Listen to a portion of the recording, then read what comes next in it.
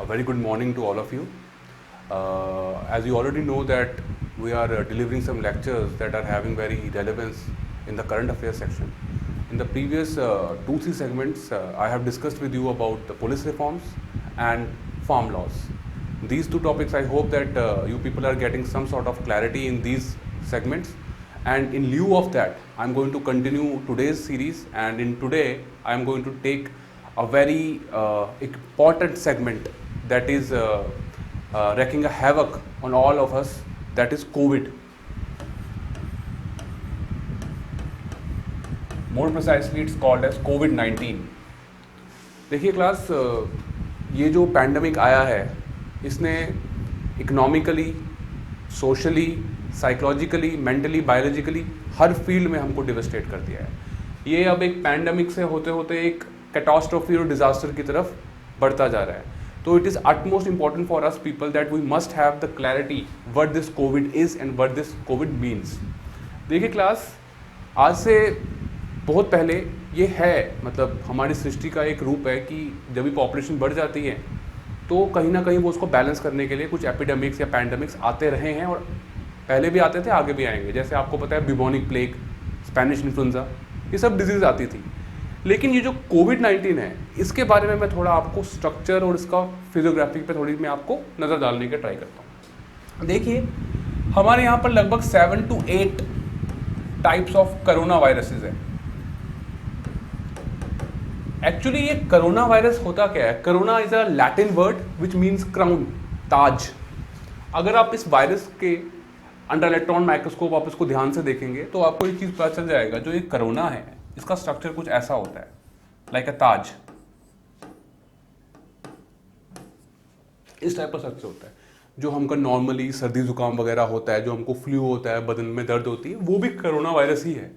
It's not difficult, ये कोई उससे डिफरेंट एस्पेक्ट में नहीं है, इट्स कोरोना वायरस ही है। बट हमारी बॉडी ने उसके लिए एक इम्यूनिटी जनरेट कर ली है। आप सबको कभी जुकाम तो होता ही होगा, कहते हैं, डॉक्टर भी कहते हैं, if you are having cold take a medicine, you would be all right in a week, otherwise you would be all right in 7 days। कहने का मतलब है हमारी बॉडी ने इसके अगेंस्ट प्रतिरोधक क्षमता डेवलप कर ली है, हम इन्फ्लुएंजा पे जीत गए हैं।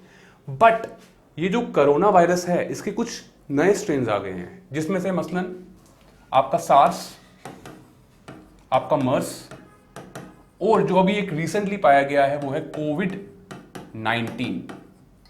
देखिए, सार्स का मतलब होता है आपका सीवियर एक्यूट रेस्पिरेटरी सिंड्रोम।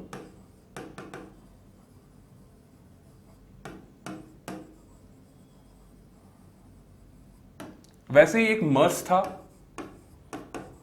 ये था मिडल ईस्ट में ये पाया गया था, इसलिए इसका नाम मिडल ईस्ट रेस्पिरेटरी सिंड्रोम। और रिसेंटली अलोंग दीज लाइंस इसी स्ट्रेन का, इसी से मिलता जुलता एक कोरोना वायरस पाया गया था वुहान में, जिसको हम कहते हैं SARS CoV 2, severe acute respiratory syndrome covid virus 2, या शॉर्ट फॉर्म में कोविड-19।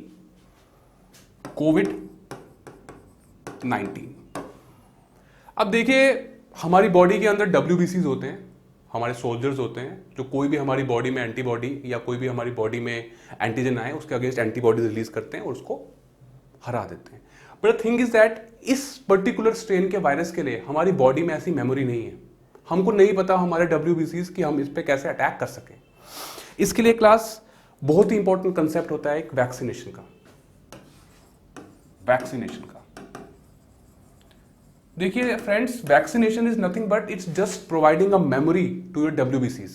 हम उसमें ऑलरेडी एक मेमोरी डाल रहे हैं कि इन फ्यूचर अगर ऐसा वायरस आ जाए वो WBCs को रिलीज करे और इससे हम आराम से फाइट कर सके।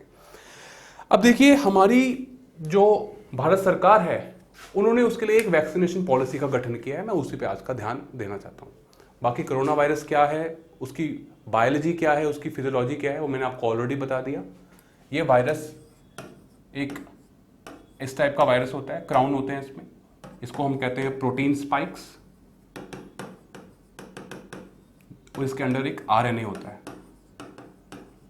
Ribose nucleic acid. यही RNA आगे जाके म्यूटेट करता है, हमारी बॉडी में एंटर करता है, होस्ट सेल में घुसता है, वहाँ से न्यूट्रिशन लेता है, अपनी कॉपीज बनाता है। और ये जो प्रोटीन इसकी स्पाइक है, इसको अगर हम कभी हाथ धो लें सोप से, तभी आप कहते हैं सोप से हाथ धो दिए, उसमें क्या होता है, अगर हमारे हाथ पे कहीं कोरोना वायरस लगा है तो उसके ये प्रोटीन स्पाइक्स, प्रोटीन कैप्सूल इसका टूट जाता है, वायरस डिस्ट्रॉय हो जाता है। अब आते हैं इसकी वैक्सीनेशन ड्राइव पे। देखिए class, vaccination means giving memory to your WBCs, white blood cells. अब देखिए ये दो टाइप की होती है वैक्सीनेशन, एक होती है आपकी एक्टिवेटेड वैक्सीन, एक होती है inactivated vaccine. Activated and the second one is inactivated. इस एक्टिवेटेड में क्या करते हैं क्लास फ्रेंड्स, एक स्ट्रेन वायरस का जो लाइव है, बस उसकी पोटेंसी थोड़ी कम कर दी है या डिफरेंट है, कोई डिफरेंट हमारी बॉडी में एंटर करवा देते हैं, हमको बुखार आता है, टेम्परेचर राइज होता है, इन्फ्लेमेशन आती है, हमारी बॉडी उससे लड़ने के लिए WBCs की मेमोरी आ जाती है। दूसरा इनएक्टिवेटेड होता है, वायरस को टोटली मार देते हैं और हमारे बॉडी में इंजेक्ट कर लेते हैं। अब हमारे यहां पर क्लास गौर फरमाइए, जनवरी 2021 में first phase of vaccination start हुआ, जिसमें आपको सबको पता है हमारे हेल्थ लाइन वर्कर्स, बाकी जितने भी हमारे हेल्थ लाइन वर्कर्स थे, जितने भी हमारे फ्रंट लाइन वर्कर्स थे, हमने उनको इंजेक्ट कर दी वैक्सीन। अब देखिए यहां पे, और जो सेकंड फेज था उसमें हम 45 to 60 वालों को कर रहे हैं या 60 प्लस वालों को कर रहे हैं। 45 to 60 जिनको ऑलरेडी कोई कोमॉर्बिडिटीज थी, फॉर इंस्टेंस लाइफस्टाइल डिजीजेस थी या डायबिटीज था उनको, हाइपरटेंशन या कार्डिक प्रॉब्लम्स थे, या अबो 60 सबको मिल रहा था। ये सरकार अपने हिसाब से दे रही थी, किसी प्राइवेट सेक्टर को अलाउड नहीं था। और इसमें दो वैक्सीन का नाम था, एक था Covishield and second one was Covaxin. And this Covishield was developed by serum Institute of India, that's in Pune, in line with AstraZeneca, Oxford, Britain. और दूसरी है कोवैक्सीन, हमारी इंडिजिनस है भारत बायोटेक का। ये दो वैक्सीन सरकार ने कहा, इनको सरकार ने कहा ये अलाउड है, जितने भी फेज 1 और फेज 2 में वैक्सीन दे रहे हैं वो ये दोनों वैक्सीन दे लीजिए।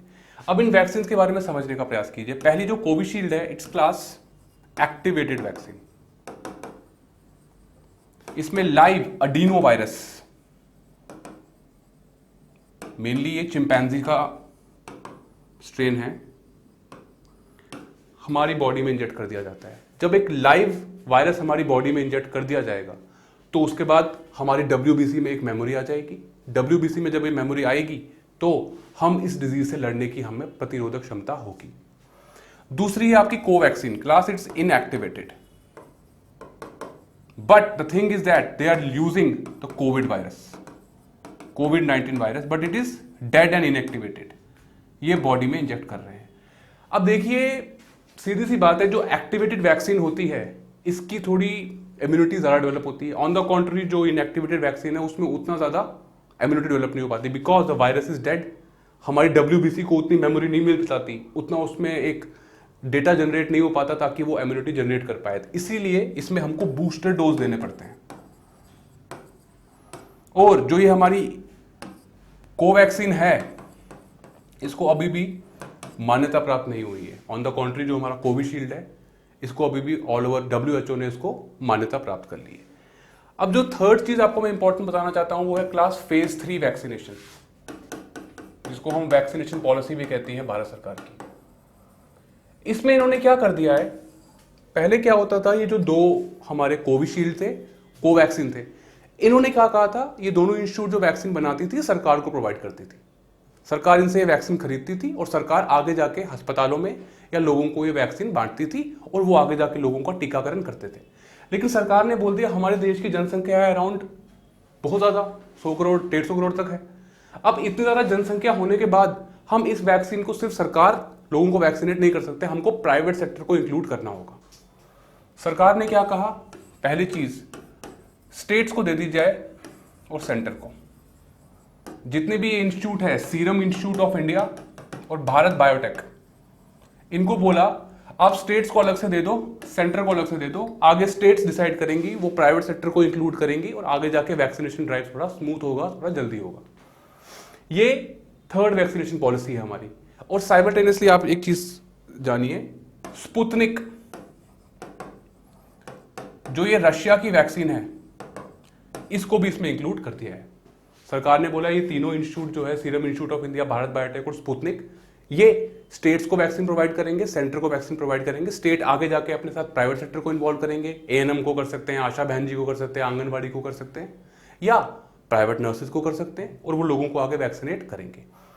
It's a very good policy, but इसके कुछ कैविएट्स हैं क्लास। पहला कैविएट देखिए, कमर्शियल इंटरेस्ट इसमें थोड़े होंगे।